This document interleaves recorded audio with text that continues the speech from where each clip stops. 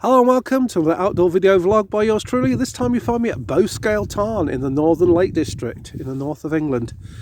We're currently having a little bit of winter returning here. It's supposed to be spring, and it was spring, but now it's winter. We've got northerly winds and northeasterly winds tomorrow, and it is perishing up here tonight. It is perishing. I'm out on a wild camp. There's the tent. And this Bowscale Tarn here, it has got a bit of myth and legend to it, because it is said if you stare into it on a starry night, you can see into infinity, you can see forever. And if it stays clear tonight, I'm going to test that out. You know, I like stuff like that. But, yeah, this was a Victorian attraction back in the day. You know, they used to, believe it or not, they used to get horses up here with people riding side saddle. It's just hard to believe now, isn't it? Yeah, it's a wonderful spot. So today I want to talk about playing in a band with another guitar player or guitar players. What if you find yourself in that situation? Well, first up, I'd say you've got to form some kind of bond and relationship with the other player. It's absolutely critical. If you don't, and you don't get on, you just start, things will start mounting up. You know, you don't want to be bearing grudges. I don't bear grudges generally, but you don't want something brooding away there, and it just ends up with you leaving the band.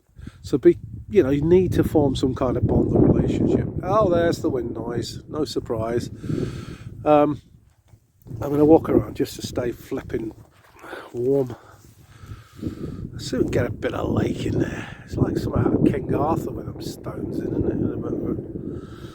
So yeah, you need to form a bond, and also obviously you need to splice up who's going to play what. And now I'm assuming that this twin guitar band, or if you've got three guitar players or whatever, that you're all going to be playing both rhythm and lead guitar. So I'm just taking that as given, and you need to splice up who plays what.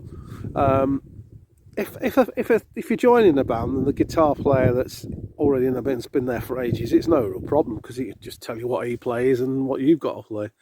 But if it's a situation where maybe you're starting from scratch, it's not so easy as that.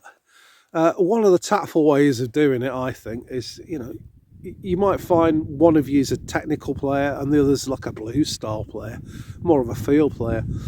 And then, you know, if it's a technical solo, you can say, well, I'll take that. Or if it's a bluesy one, you might think, you know, maybe that's more your thing. That's a real tactful way of going around it. And it's the best way of going around it, really. You've got to make the most of your strengths and that. On the subject of volume, well, I think this has probably split up so many bands over the years. If you get one player that just drowns everybody out, including the singer, and certainly you as the other guitar player, it's absolutely no fun at all, that. And it's just pointless for me. If you find yourself in that situation, you've got to ask yourself, you know, are you in the right band? But you're going to have to address it and mention it or leave. It's one of those sort of things, really, but it can be a problem. So you have to come to some agreement on your volume levels there, basically, what you're each going to play. If the guy's got a Marshall stat and you've got a little combo, you've got to ask the obvious question, you know, you've not got a smaller amp, mate, or can you just turn it down? But you're going to have to address that. And the second thing is boosting solos. Now, this is where, again, you've got to be polite and give and take. I use like a boost pedal just to boost my solos, and the volume knob on the guitar. So I'm constantly using the volume knob as well. I'll boost it with a pedal. Some people stick a boost pedal or like a graphic equalizer in the effects loop, and that can give you a massive boost lift. But I just don't like using the effects loop, basically. So yeah, when I'm playing rhythm behind the other player who's playing lead, then I'll just roll my volume back to say something like about 5, something like that. So he's got more chance, or she's got more chance of standing out in the mix. And you hope that they do the same when it's your turn to play a solo. So there's all these little things you've got to work out, really. But I suppose my biggest advice on it is, yeah, don't let it enter into some kind of guitar wars. Keep the volume sensible and just try and form some kind of partnership, because you got two guitars there, you can do so many things. So if you get that right and there's an understanding there, you can really, really make the band you're in sound pretty amazing. So it just remains for me to say, thanks for watching.